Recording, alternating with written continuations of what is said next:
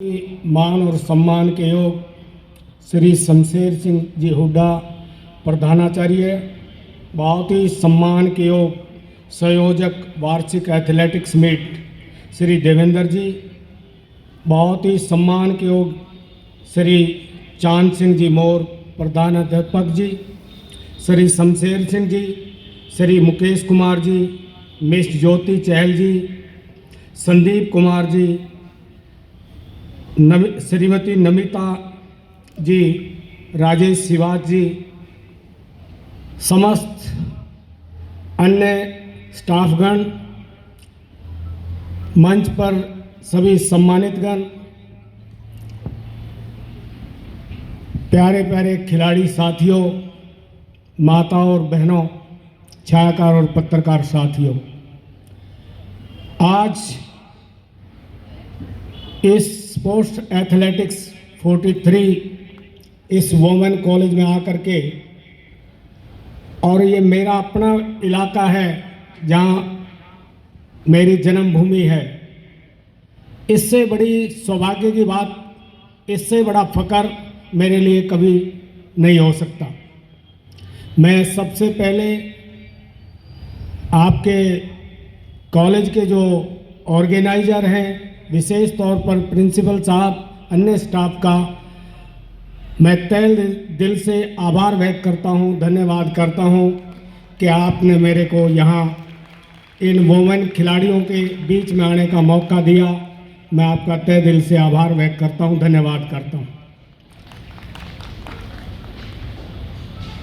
साथी खिलाड़ियों, जैसे आज आप इस कॉलेज के प्रांगण में बैठे हैं, हम भी इसी तरह बैठ कर के खेल को देखा करते थे।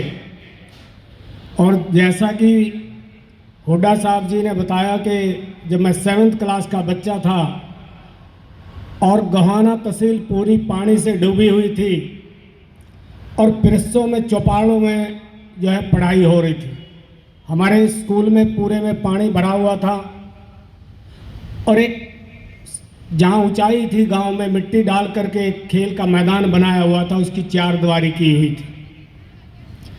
और हमारे गांव की टीम उस समय जब डिस्ट्रिक्ट में फर्स्ट आ गई तो 6ठी 7वीं 8वीं के बच्चे एक जगह खेल रहे थे उसी प्रांगण में, और 9वीं और 10वीं के एक जगह खेल रहे थे। तो आज हमारे बीच में वो सत्यराम जी नहीं है, उस समय उन्होंने 1981 में हरियाणा पुलिस ज्वाइन की थी और वो ट्रेनिंग करके अपनी प्रैक्टिस वहाँ कर रहे थे। हमारे गांव की पंचायत सोनीपत के डीसी से मिलकर के एसपी से फ़ोन करा करके मधुबन उसको 1 महीने के लिए लेकर के आए थे। वो सब बच्चों को स्किल सिखा रहा था। हम बच्चे भी वहाँ खेल रहे थे तो मुझे खड़ा करके उसने पूछा, क्योंकि मैं अपने से अगर जोड़ करके बताऊँगा सरल भाषा में तो आपको समझ में आ जाएगी। तो मुझे खड़ा किया और पूछा आप किस परिवार से है, और मैंने जब अपने दादा जयलाल का नाम लिया, उसने कहा कि बैठ जाओ, आपको कबड्डी कौन खेलने दे।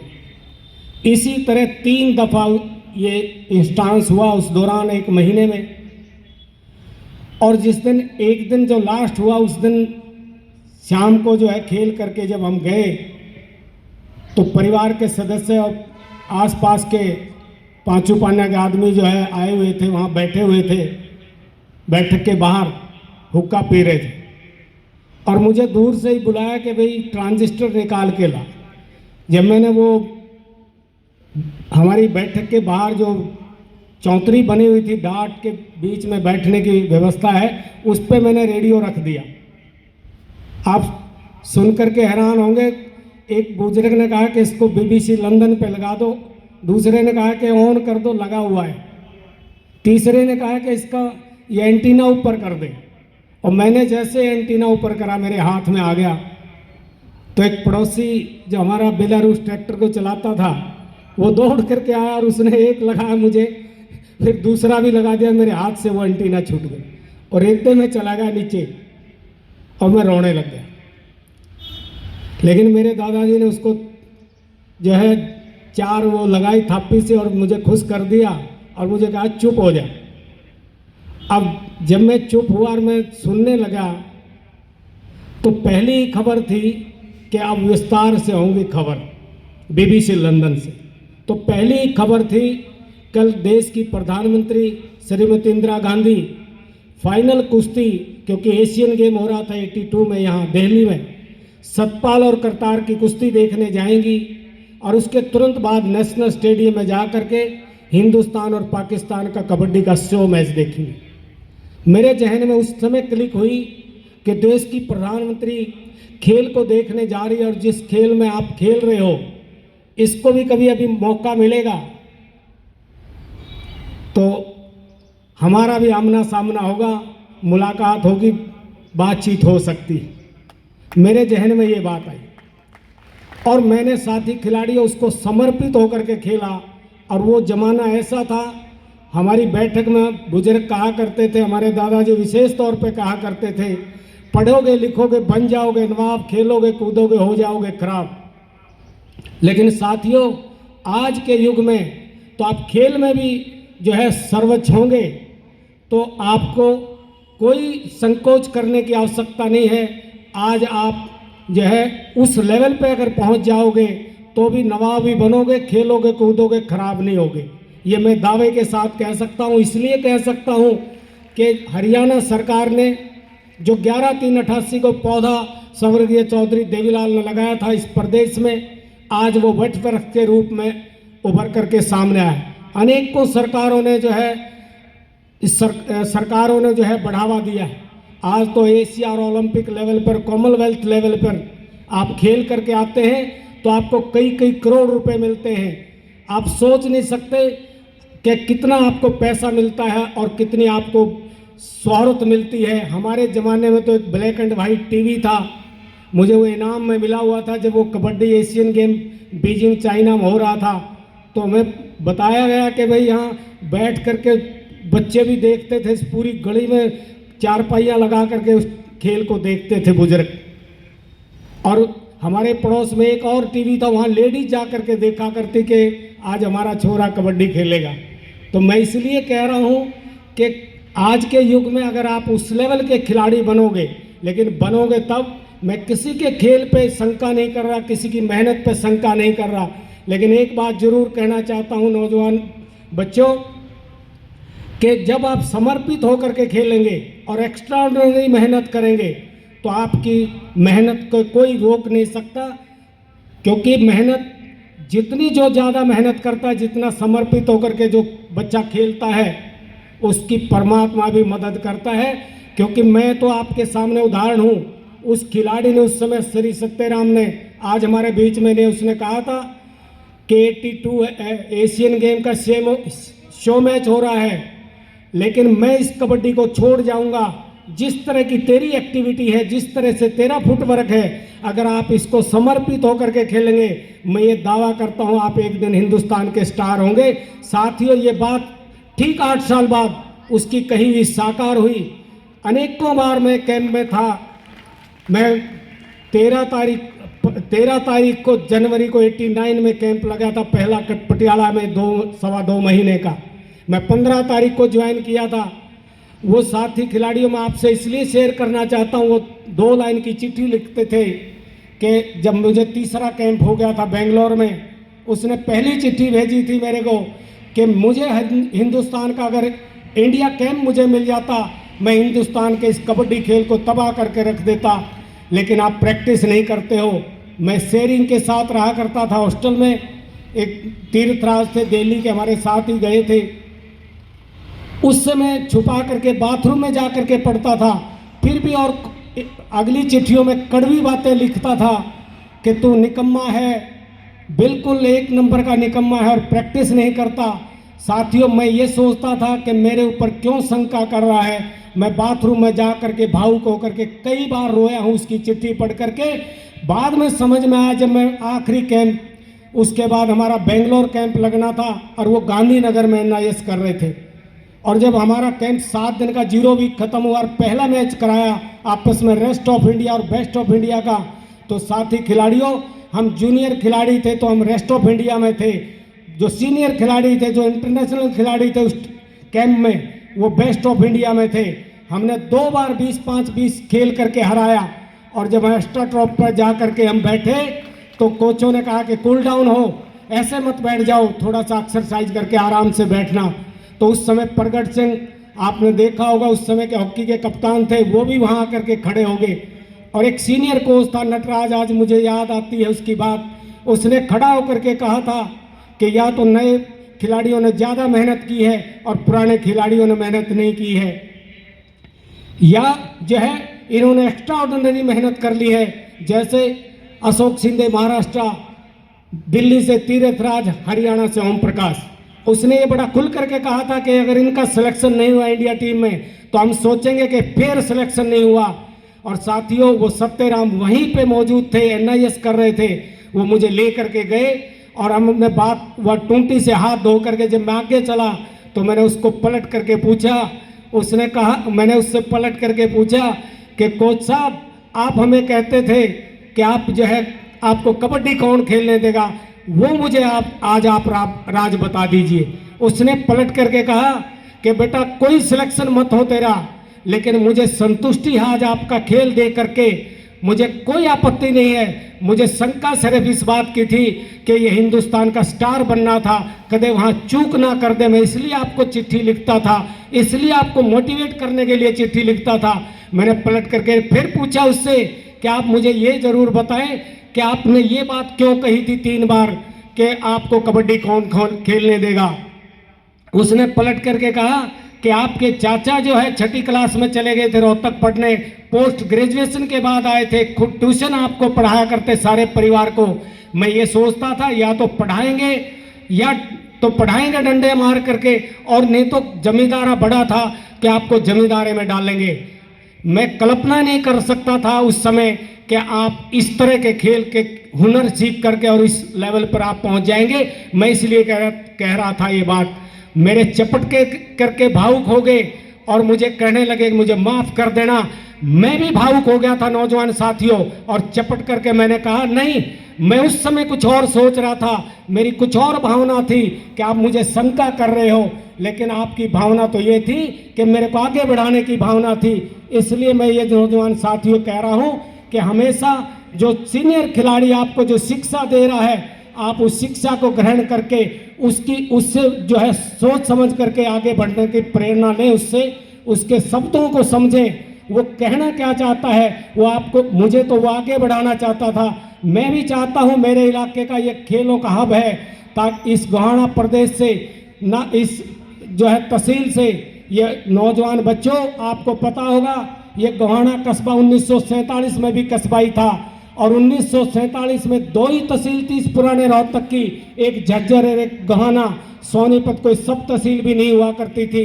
ये उस जमाने का जो है यहाँ जो है खेलों का प्रचलन है। उस समय से यहाँ खिलाड़ी पैदा हुए हैं, चाहे वो रेसलिंग के पैदा हुए हों, चाहे वो कबड्डी के पैदा हुए हों, चाहे वो वॉलीबॉल और फुटबॉल के क्यों ना पैदा हुए हों।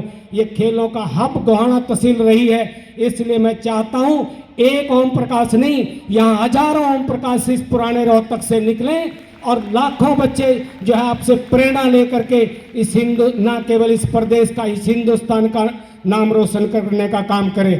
क्योंकि मैं स्वयं जानता हूँ इस बात को 1990 में जब बीजिंग की राजधानी में जा करके जब गोल्ड मेडल जीत लिया था। साथ ही खिलाड़ियों, आप जानते होंगे जब कोई खिलाड़ी बेटा या बेटी विदेश में जा करके विदेशी धरा पर गोल्ड मेडल जीत लेता है, उस समय जब मेडल सेरेमनी होती है तो जो फर्स्ट, सेकंड और थर्ड तीनों देश के झंडे सामने होते हैं, और जो गोल्ड मेडल जीतता है उसकी राष्ट्रीय धुन बजती है। जब राष्ट्रीय धुन बज रही थी बीजिंग की धरा पर, चाइना की राजधानी पर, मेरे सामने आहिस्ता आहिस्ता वो झंडा ऊपर जा रहा था और राष्ट्रीय धुन बज रही थी। वो आन मान शान का तिरंगा जब ऊपर बढ़ रहा था, मेरे आंखों में आंसू थे। साथ ही खिलाड़ियों, आप सोच रहे होंगे क्यों रो रहे थे, वो खुशी के आंसू थे।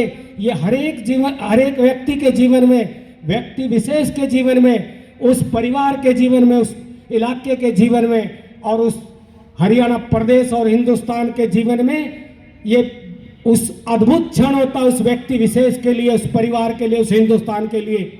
मैं साथी खिलाड़ियों आपसे जरूर आग्रह करना चाहूँगा कि आप जब खेलना शुरू कर रहे हैं तो आप समर्पित होकर इस खेल को खेलें। आपकी जो मेहनत जो आप करेंगे परमात्मा जरूर आपका साथ देगा। मैं एक आग्रह और करना चाहूँगा इसमें कि कभी भी जिस कोच ने आपको उंगली पकड़ करके इस खेल का हुनर सिखाया है, उसके मान सम्मान को कभी ठेस मत पहुंचा देना।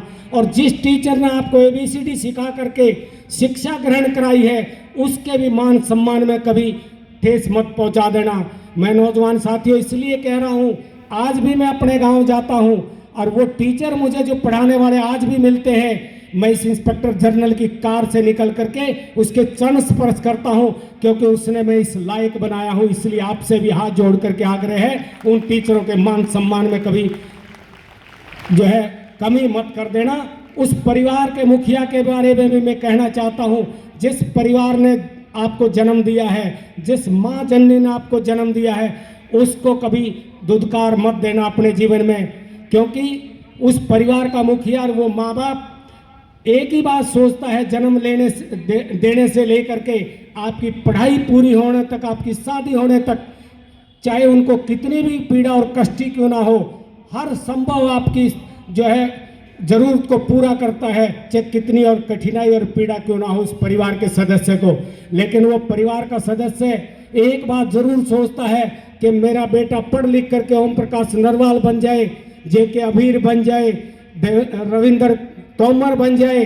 लेकिन मैं एक बात और मानता हूं, सारे रविंद्र तोमर नहीं बन सकते, OP नरवाल नहीं बन सकते, KK राव नहीं बन सकते। मैं एक बात जरूर मानता हूं कि वो माँ बाप एक बात और सोचता है कि मेरा बेटा बेटी पढ़ लिख करके सभ्य समाज का सभ्य हिस्सा जरूर बन जाए। उस माँ बाप के सपने को चकनाचूर मत कर देना किसी गलत दिशा में जा करके। आपसे हाथ जोड़ करके विनती है। नौजवान साथियों, मैं इन बेटियों के माध्यम से और नौजवान साथी और टीचर साहिबान के माध्यम से एक बात और कहना चाहता हूं कि नौजवान साथियों, आप किसी नशे जैसी बुराई में मत चले जाना, क्योंकि परिवार का जो मुखिया है, उसको जब परिवार का बच्चा किसी नशेड़ी में चला जाता है, किसी नशे में चला जाता है, किसी गलत दिशा में चला जाता है, उस समय उस माँ बाप को इतनी पीड़ा होती है, वो शब्दों में बयान नहीं कर सकता। और जिसका बेटा कामयाब हो जाता है, उसको कितनी खुशी होती होगी, वो भी शब्दों में बयान नहीं कर सकता। साथियों, मैं इसलिए कहना चाहता हूँ, मैं कई दफ़ा जो है, जब मैं सुनारिया में पोस्टेड था तो मधुबन रहता था उस समय, तो मेरी माता श्री कई दफ़ा मुझे कहा दिया करती थी कि मुझे सोमवार को जाते हुए छोड़ देना, शुक्रवार को वापस ले लेना। और मैं जब शुक्रवार को लेट हो जाता, अंधेरा हो जाता, और मैं गांव से चलने की जब बात करता माता से, तो माता ऊपर से उतर के आती, परिवार के और भी सदस्य, मेरी चाची ताई आती, और भी परिवार के सदस्य नीचे बैठे होते। तो जब चलने की जब बात कही जाती है ड्राइवर को, तो पायलट साहब गाड़ी को स्टार्ट कर देता है, और स्टार्ट करते तुरंत उसके ऊपर की बत्ती जला देता है। और बेटियों, मैं इसलिए कहना चाहता हूं कि मेरी माँ को मैंने ऐसे हाथ लगा करके उस बत्ती को निहारते हुए कई दफ़ा देखा है। और जब मैं माँ को पकड़ करके पूछता हूँ, माँ क्या देख रही है, वो पलट के कहती है, कुछ नहीं देख रही भाई। मैं उस माँ की भावना समझता हूँ। वो ये माँ सोच रही होगी कि मैंने अपनी जवानी में हरियाणा रोडवेज की बस के अलावा बैठ करके किसी गाड़ी में नहीं देखा। ये मेरा बेटा कामयाब हुआ है, और आज हरियाणा सरकार ने पायलट और प्रोटेक्शन अधिकारी दिए हैं, और टमटमाती चमचमाती बत्ती वाली गाड़ी दी है। और ये मेरी माँ नहीं, हर माँ बाप अपने बच्चों के बारे यही सोचता है, हर माँ यही बात सोचती है। इसलिए उस माँ के सपने को साकार करने के लिए आपने अथक मेहनत करनी पड़ेगी। आपको जो है जीवन में आगे बढ़ने के लिए ललक पैदा करनी होगी।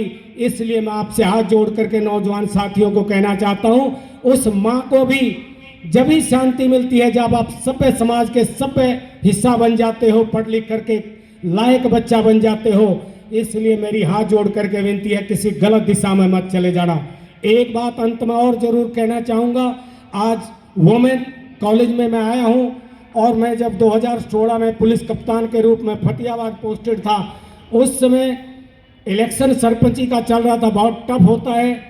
तो प्रीतपाल पन्नू करनाल के रहने वाले हैं, वो मेरे पास आए और उन्होंने कहा कि जब आप 5 मिनट हमारे फंक्शन में आ जाना, और हजारों बहन बेटियां छोटी छोटी बच्चियों को लेकर के आएंगी, और हम लोहड़ी के रूप में बेटी बचाओ बेटी पढ़ाओ का यहाँ से आगाज करना चाहते हैं। मैंने उनको बहुत मना करा, लेकिन मैं टाइम निकाल करके जब वहाँ वेंकट हॉल में गया तो हजारों की संख्या में हमारी बहन बेटियां छोटी छोटी बच्चियों को लेकर के आ रही थी। और जब मैंने बोलने का मौका मिला तो मैंने वहाँ बड़ा खुल करके बोला, भावुक होकर के, कि मैं किसी भी नकुड़ सभा में जाऊँगा, किसी भी बड़े से बड़ी सभा में जाऊँगा, किसी भी स्पोर्ट्स के ग्राउंड में जाऊँगा, और जब मुझे बोलने का मौका मिलेगा तो बेटी बचाओ बेटी पढ़ाओ की अवश्य बात करना चाहूँगा। आज उसी कड़ी से जुड़ते हुए आपसे बात करना चाहता हूँ। उस माँ जननी को कोई चिंता नहीं है कि पैदा होने वाली बेटी होगी कि बेटा, उस पिता को भी कोई चिंता नहीं है, उस दादा को भी कोई विडंबना नहीं है। मैं दादियों को जरूर कहना चाहता हूँ, इस मंच के माध्यम से, आपके माध्यम से, उन दादियों को बड़ी भारी विडंबना है। अगली पीढ़ी में कोई पैदा हो तो वो पोते के रूप में हो, बेटे के रूप में हो, किसी और रूप में ना हो।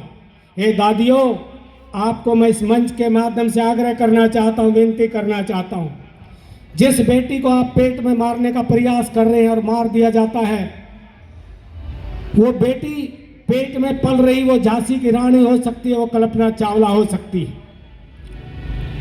वो गीतिका जाखड़ हो सकती है, वो ममता सौदा हो सकती है, वो इंदिरा गांधी हो सकती है, वो किरण बेदी हो सकती है। उन बेटियों को मारने का प्रयास ना करें। आप लोगों ने देखा होगा 2016 में इलेक्ट्रॉनिक्स मीडिया और प्रिंट मीडिया हिंदुस्तान का दिखा रहा था कि विजेंद्र बॉक्सिंग में मेडल लेके आएगा, योगेश्वर रेसलिंग में मेडल लेकर के आएगा, नरसिंह पहलवान रेसलिंग में गोल्ड मेडल लेकर के आएगा। लेकिन विदेशी धरा पर दो बेटियां ऐसी थी इस हिंदुस्तान की, चाहे वो साक्षी मलिक हो और चाहे वो पीवी सिंधु हो, जिसने विदेशी धरा पर जा करके, हे दादियों, इस मान शान तिरंगे को, आन बान शान तिरंगे को अगर किसी ने फहराने का काम किया तो उन दो बेटियों ने किया था, किसी और ने नहीं। और आप लोगों ने देखा होगा इस प्रदेश का पूर्व मुखिया, जब वो बेटी साक्षी मलिक हिंदुस्तान की धरा, देश की राजधानी दिल्ली में आकर के कदम रखा था, और जब वो वहां से चल करके जब बहादुरगढ़ कदम रखा तो हरियाणा प्रदेश का उस समय का पूर्व मुखिया श्री मनोहर लाल वहां आंखें पलके बिछा करके वहां खड़ा हुआ था कि वो बेटी कब हरियाणा प्रदेश की धरा पर कदम रखे और कब मैं उसका सम्मान करूं। दादियों, इन बेटियों को खेलने का भी मौका दें। हरियाणा सरकार का स्लोगन है बेटी बचाओ बेटी, मैं तो एक कदम और आगे कह रहा हूं कि बेटियों को खेलने का भी मौका दें, क्योंकि बेटियां जो है बेटों से कम नहीं है, आज की डेट में बेटों से भी आगे हैं। आप लोगों ने स्वयं देखा होगा, आप लोगों ने, मैं तो इलेक्ट्रॉनिक्स मीडिया पर देख रहा था उस समय टीवी पर जब ओलंपिक हो रहा था 2016 का, एक खिलाड़ी हमारा वो 5 सेकंड पहले हारी हुई थी, और एक खिलाड़ी जा करके उस मैट के साथ खड़ा होकर के 2-3 आवाज लगाई कि साक्षी 5 सेकंड बची हुई है मात्र, फिर आपका क्या उठेगा। उस बेटी ने 5 सेकंड में ना केवल अपनी तकदीर बदलने का काम किया, ना केवल अपने परिवार की, ना केवल इस हरियाणा प्रदेश की, बल्कि इस हिंदुस्तान की उस 5 सेकंड में तकदीर बदलने का काम किया। मैं उस बेटी को इस मंच के माध्यम से सैल्यूट करता हूं। हे दादियों, ऐसी ऐसी बेटियां आपके पेट में इन पल रही हैं। और जब आप क्वालिटी ऑफ एजुकेशन की बात करते हैं तो आप बेटियों को अगर पढ़ने का मौका देंगे तो वो बेटियां अपने बच्चों को भी पढ़ाएंगे, आपके परिवार के और सदस्यों को भी पढ़ाएंगे। और जिसकी आप शहर में कल्पना करते हैं कि वहाँ क्वालिटी ऑफ एजुकेशन है, वहाँ पढ़ाएंगे। जब गांव की हर नुक्कड़ पे पढ़ी लिखी बेटियां हो जाएंगी, जिसको आप मौका देंगे, वो बहू के रूप में आएंगी। हमारी बेटियां बहू के रूप में दूसरे परिवारों में जाएंगी और वहाँ जा कर के अपने बच्चों को, स्वयं के बच्चों को भी पढ़ाएंगी। और जो आपको चिंता है रसोई के खर्चे की, वो खर्चे की भी कोई आपको जो है चिंता करने की जरूरत नहीं है, क्योंकि वो स्वयं काबिल है, पढ़ी लिखी है। अपने बच्चों को पढ़ा करके, साथ वाले परिवार के और बच्चों को पढ़ा करके, ट्यूशन पढ़ा करके वो अपने रसोई का खर्चा चला सकती है। इसलिए उस बेटियों को, इसलिए मैं कह रहा हूँ, उन बेटियों को पढ़ने का भी मौका दें, उनको खेलने का भी मौका दें, उनको आगे बढ़ने का भी मौका दें। और जिस हिंदुस्तान की जो आप कल्पना कर रहे हैं, हम और आप जो है कल्पना करते हैं हिंदुस्तान की, तो कैसे साकार हो सकता है। जब बेटी को जन्म नहीं लेने दोगे तो बेटा कहाँ से पैदा करोगे। इसलिए मैं ये कहना चाहता हूँ, हे दादियों, इन बेटियों को मारने का प्रयास ना करें, इन बेटियों को जन्म लेने दें। जाकर बेटियां ही पैदा नहीं होने देंगी तो फिर बहू कहाँ से लेके आएंगे, और जिस हिंदुस्तान की जो हमने कल्पना की हुई है कैसे साकार हो सकता है। इसलिए मेरी हाथ जोड़ करके पुनः अनुरोध है, मैं एक बात अंत में और कहना चाहता हूँ, साथी खिलाड़ियों, कभी किसी भी खेल के क्षेत्र में आकर के, मैदान में आकर के, या किसी पढ़ाई के क्षेत्र में जा कर के हताश और निराश होने की आवश्यकता नहीं है। आपको हमेशा जो है उससे सीखने की आवश्यकता है। जब अनेकों बार, मैं खुद स्वयं इस बात का अनुभव है मेरे पास कि अनेकों बार हम कबड्डी के मैदान में हारे होंगे, लेकिन उससे हर बार सीख करके जाते थे और एक ही जहन में ललक होती थी कि दोबारा इस टीम से कभी मैच होगा तो हम इसको हराने का प्रयास करेंगे। एक और मैं कहना चाहता हूं कि डिसिप्लिन बहुत मस्ट है। वैसे तो इस मंच के माध्यम से, स्टेज से जो हमारी बेटी ने आपको बताया है कि खेलों से क्या क्या डिसिप्लिन आप सीखते हैं, लेकिन मैं भी खिलाड़ी होने के नाते एक आग्रह करना चाहता हूं। मैंने कभी भी अगर किसी कोच के उससे आंखों से ओझल हो गया और मैंने हाथ टच कर रखा है और कोच ने कोई नंबर नहीं दिया तो मैंने कभी विरोध नहीं किया। एक ही जहन में ललक होती थी कि मैं दोबारा रेड करने जाऊंगा तो मैं दोबारा उसको क्लियर हाथ टच करके आऊंगा और मजबूर कर दूंगा।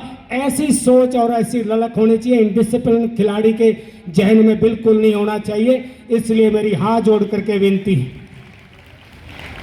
मैं नौजवान साथियों इसलिए ये बात कह रहा हूं अंत में कि खिलाड़ी को कभी हताश और निराश होकर के नहीं जाना चाहिए। आप एक ही बात सोच करके जाएं। मैं आज यहाँ से जो जीत करके जाएंगे उनको भी बधाई देना चाहता हूँ, जो हार करके जाएंगे उनको कहना चाहता हूं कि दोबारा जब आप मैदान में वार्षिक खेल दोबारा एथलेटिक्स का होगा, चाहे वो यहाँ हो चाहे किसी और कॉलेज में हो, तो आप उससे जितनी मेहनत आपने की है और जितनी जीतने वाले ने की है उससे डबल मेहनत करके और उसको एहसास कराने का काम करना। हारने वाले व्यक्ति को कभी हार नहीं माननी चाहिए, क्योंकि मैं कोई आपके शंका नहीं करता हूं किसी मेहनत पर, लेकिन एक ही आग्रह करता हूं कि कभी किस इंसान ने हार नहीं माननी चाहिए। मैं आपके सामने स्वयं एक उदाहरण हूं, इसलिए मैंने सरल भाषा में समझाने का प्रयास किया है। एक बात और कहना चाहता हूं, टीचर साथियों से भी आग्रह करना चाहता हूं कि आपने जितना ज्ञान इनको दिया है, आपको पता है ये बच्चा किस तरह जाना, किस साइड में जाना चाहता है, लेकिन यहाँ टीचर के पास मात्र 6 से 7-8 घंटे टीचर के सामने बच्चा रहता है। लेकिन सबसे बड़ा अगर कोई टीचर मैं मानता हूँ तो वो माँ है, क्योंकि सबसे ज़्यादा जो नौजवान बच्चा है, चाहे वो बेटा है चाहे बेटी है, उस माँ के सामने रहता है। उस माँ को उसकी काबिलियत का पता है। मैं उस माँ को भी कहना चाहता हूँ, टीचर को भी कहना चाहता हूँ, जिस चीज़ में जाना चाहता है जो है नौजवान, चाहे वो साइंटिस्ट बनना चाहता है, चाहे वो खिलाड़ी बनना चाहता है, चाहे वो कोई फोटोग्राफर बनना चाहता है, जिस क्षेत्र में वो जाना चाहता है उस क्षेत्र को आप पहचान करके उसकी हुनर को पहचान करके उस क्षेत्र में भेजने का प्रयास करें। मैं इसलिए ये बात कह रहा हूँ कि उस सत्यराम ने और जो है हमारे जो धर्मवीर मलिक पीटीआई कथुरा गांव में थे, मदीना गांव के यहीं गोहाना में रहते हैं, जब भी मुझे मिलते हैं मैं आज भी चरण स्पर्श करता हूँ, चाहे वो बेशक रिटायर हो गए हैं, क्योंकि उसने मुझे कबड्डी के हुनर सिखाए थे। इसलिए मैं ये बात कह रहा हूँ, उसने ये हुनर पहचाने थे दो व्यक्तियों ने कि आप कुश्ती छोड़ करके कबड्डी के मैदान में आ जाओ। इसलिए मैं उनसे भी आग्रह करना चाहता हूँ, परिवार के सदस्यों से भी, कि जो बच्चा जिस क्षेत्र में जाना चाहता है उसी क्षेत्र में आप उसको मोटिवेट करिए, आगे बढ़ाइए, क्योंकि बच्चा एक मिट्टी का घड़ा है और मिट्टी के घड़े को जिधर भी आप मोड़ना चाहते हैं मुड़ सकता है। इसलिए मैं उनसे भी आग्रह करना चाहता हूँ। लेकिन अंत में खिलाड़ी होने के नाते साथी खिलाड़ियों, एक बात और अंत में कह रहा हूँ, आपका टाइम मैंने बहुत ले लिया है, लेकिन अंत में एक बात जरूर कहना चाहता हूँ कि कभी भी ये नहीं आता है कि आज सीखना बंद हो गए। मैं इसलिए कह रहा हूँ कि जब मैं स्पोर्ट्स में था, स्पोर्ट्स का हुनर सीखा, जब इस नौकरी में आया तो मैंने इस काम को सीखा, पुलिस के काम को सीखा कि पुलिस का काम कैसे होता है। इसलिए मैं कह रहा हूँ नौजवान साथियों, आप चाहे नौकरी में आ जाएंगे, रिटायर होने तक आपने कुछ न कुछ सीखते रहना पड़ेगा और समर्पित होकर के काम करना पड़ेगा। अगर आज मैं इस उपलब्धि पे पहुंचा हूं नौजवान साथियों, मैं इसलिए कह रहा हूँ कि मैं जो है आज जो यहाँ खड़ा होकर के ये बात कर रहा हूँ, इसलिए कर रहा हूँ कि मुझे ये शोहरत मिली है और ये मिली खेल के क्षेत्र से है। उसके बाद जब मैं असली प्रोफेशन, पुलिस के प्रोफेशन में जब गया, तो पुलिस का भी काम मैंने बखूबी सीखा और अनेकों जिलों में कप्तान रहा हूँ, जॉइंट सीपी रहा हूँ, सीपी रहा हूँ और DIG law and order Haryana प्रदेश भी रहा हूँ 2.5 साल के करीब चंडीगढ़ में। इसलिए कह रहा हूँ कि हर जगह आपने जिस सीट पे जाओगे, काम सीखने की आवश्यकता है। आप पढ़ लिख करके जब कहीं और किसी नौकरी में चले जाओ तो आपने हताश और निराश होकर के नहीं बैठ जाना है। मैं 2.5 साल एडिशनल एसपी नहीं बना था, हताश और निराश नहीं हुआ, लेकिन परमात्मा ने ऐसी कृपा करी, मैं एक दिन भी एडिशनल एसपी नहीं बना, डीएसपी से सीधा आईपीएस में आया हूँ। और इसलिए कह रहा हूँ नौजवान साथियों, मेरे पास कोई एक्स्ट्रा ऑर्डिनरी हुनर नहीं है। उस स्वर्गीय मेरे दादा जयलाल जी आज भी मुझे आभास हो रहा है कि पीछे खड़े होकर के स्वर्ग से मुझे आशीर्वाद दे रहे हैं। इसलिए उस माँ जननी का भी मुझे ऐसा आभास होता है, या मंच पर खड़ा होकर के मेरे सिर पे हाथ उस माँ का रखा हुआ है, इसलिए मैं बोल पा रहा हूँ, इसलिए मैं आगे बढ़ पा रहा हूँ। आप सोच सकते हैं, मैं 11 आदमियों को सुपरसीड करके आईपीएस में आया था, जो 3 तो डायरेक्ट डीएसपी भर्ती थे मेरे से पहले के, और उनको सुपरसीड करके तब आया होगा जब एक्स्ट्रा ऑर्डिनरी रिकॉर्ड होगा और कोई नहीं करता, और कोई उसमें हरियाणा सरकार की सिफारिश नहीं चलती है, यूपीएससी फैसला करती है, एमएचए बैठ करके फैसला करती है। उन्होंने ये फैसला किया और मेरा 18वां नाम था 24 की लिस्ट में, 8 वैकेंसी थी, 3 टाइम नाम जाते हैं और मैं 1 नंबर पे सिलेक्ट हुआ। मैं नहीं कह रहा, वो रिटायर्ड डीजीपी ने मेरे सबके सामने एक बार हिसार में बोला था और एक बार भौंसी में आकर के ये उनके शब्द में बोल रहा हूँ। उन्होंने कहा था कि मुझे नहीं पता था कि आपका इतना एक्स्ट्राऑर्डिनरी रिकॉर्ड है, आप इतने काबिल ऑफिसर हैं। आप सोच सकते हैं, मैं पहला व्यक्ति होऊंगा, मैं इसलिए कह रहा हूँ ताकि आप मेरे से सीख सके। मैं इसलिए कह रहा हूँ, मैं पहला व्यक्ति हूँ जिसको पुलिस कप्तान की बतौर डीएसपी कमांडो के एसपी की 2.5 साल नौकरी करने का मौका सरकार ने दिया मुझे। मैं 2.5 साल कमांडेंट रहा हूँ एज डीएसपी होते हुए, commanding officer of the commando battalion के ऑर्डर हुए थे, किसी डीएसपी के नहीं हुए होंगे आज तक। मैं इसलिए कह रहा हूँ, आपका साथी खिलाड़ी खड़ा होकर के सीना तान करके आपके सामने कह रहा है कि आप भी उन्हीं में से एक है। कभी भी हेजिटेशन मत कर देना कि मैं खिलाड़ी हूँ और मुझे काम नहीं आता। अगर उसमें घुसोगे तो काम भी सीखोगे और उनसे बेहतर सीखोगे। मेरा व्यक्तिगत ये मानना है, वॉलीबॉल का एक खिलाड़ी है, जंप लेता है और 2 वहाँ बूस्टर हैं, उसको बूस्ट करके वापस भेजते हैं उस बॉल को, और 2 मारने वाले भी हैं पीछे, उसको बॉल को मारते हैं और उनको भी नहीं पता किस पे बॉल आएगी 2 में से। उसी क्षण वो जंप लेता है, उसी क्षण जो है उस पर हाथ मारता है और सामने जगह देखता है। मेरा कहने का भाव, इस बात को समझाने का भाव ये है कि कितना क्विक डिसीजन है उस खिलाड़ी का। उसको हाथ भी मारना है, जंप भी लेना है और सामने जगह दे करके उसको बॉल को भी गिराना है। इससे बढ़िया कोई फैसला, स्पोर्ट्समैन से बढ़िया कोई फैसला कर नहीं सकता। इतना बोल्ड और क्विक फैसला कोई कर सकता तो खिलाड़ी कर सकता है। और खेल के साथ साथ अगर उसने पढ़ाई भी कर ली तो साथियों उसका जो है सोने पे सुहागा है। इसलिए मैं नौजवान साथियों से विशेष तौर पर अंत में आग्रह करना चाहता हूँ, इस खेल के साथ साथ उस पढ़ाई को मत भूल जाना। अगर पढ़ाई अगर आपने सही नहीं करी तो आप निपुण नहीं हो सकते। अगर आपने खेल के साथ साथ पढ़ाई भी पूरी कर ली तो आप पूर्ण व्यक्ति हैं। आप किसी भी फील्ड में जाएंगे, कहीं भी जाएंगे, आपको कोई रोकने वाला नहीं है। मैं पुनः आग्रह करना चाहता हूं, अंत में आप सभी का आभार व्यक्त करना चाहता हूं, धन्यवाद करना चाहता हूं, लेकिन एक आग्रह अंत में करना चाहता हूं, उस माँ जननी का कभी और उस टीचर का जिसने गुर सिखाए हैं उनके कभी अपमान मत कर देना। मैं आपसे हाथ जोड़ करके खिलाड़ी होने के नाते अपनी बेटियों से अनुरोध करना चाहता हूं। आप सबका बहुत बहुत धन्यवाद। विशेष तौर पर जो है कॉलेज के प्रिंसिपल साहब का और उनकी टीम का आभार व्यक्त करता हूं, धन्यवाद करता हूं कि मुझे यहां आने का और स्पोर्ट्स डे पर और मेरे अपने इलाके में आपने मौका दिया है। ये मैं आखिरी सांस तक इस क्षण को नहीं भूल पाऊंगा। आपका बहुत बहुत धन्यवाद। जय हिंद, जय भारत।